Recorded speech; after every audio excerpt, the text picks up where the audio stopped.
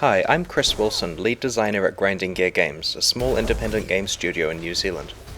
Path of Exile is an action RPG aimed at hardcore players which contains several complex game systems. This video will explain both our active and passive skill systems. Skills in Path of Exile are itemized in the form of gems that you can find in the wilderness or receive for completing quests.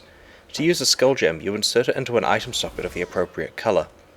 Players are also able to find support gems, which modify the properties of one of their active skills. For example, this support gem is Lesser Multiple Projectiles.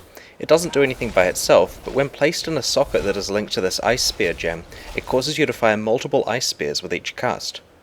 Some of the support gems can drastically change the core way that a skill is used. For example, socketing a Fireball skill gem lets me cast Fireballs, but if I link it to the Spell Totem support gem, I instead create a totem which casts Fireballs. If I then link a Multiple Projectiles support gem in, the totem now casts multiple Fireballs at once. Players are able to make quite complicated custom skills this way. Where possible, we've made the support gems versatile so that they work on a variety of different skills. For example, this added fire damage gem can work on either the multiple Ice Spears, the Fireballs cast by the totem, or this Raise Zombie skill, granting fire damage to the minions that it summons. This is a manually detonatable remote mine that spawns a totem that casts Arctic Breath. Here we have Path of Exile's passive skill tree. Characters can allocate one skill per level as they progress through the game. All character classes share the same skill tree, but start at different locations, which direct the player towards skills that their class excels at.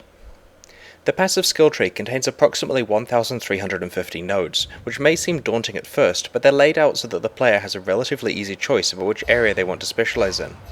As they learn more about the game and its systems, the tree opens up, offering more options for character customization. Some passive skills are called Keystone Passives, which can dramatically alter a character. Keystones generally offer you one benefit and one drawback. Eldritch Battery turns your energy shield into mana. Necromantic Aegis changes your character so that all properties of your shield apply to your minions but not to you. Resolute Technique prevents you from getting critical strikes but also prevents you from missing. Keystone Passives are completely optional and open up a lot of combinations of viable characters that can be built around them. We've designed Path of Exile to be a game for players who like to plan complicated character builds and who enjoy hardcore game systems. With an emphasis on competitive online play and a strong item economy, Path of Exile is rapidly building a community of dedicated fans who are awaiting its open beta release later this year.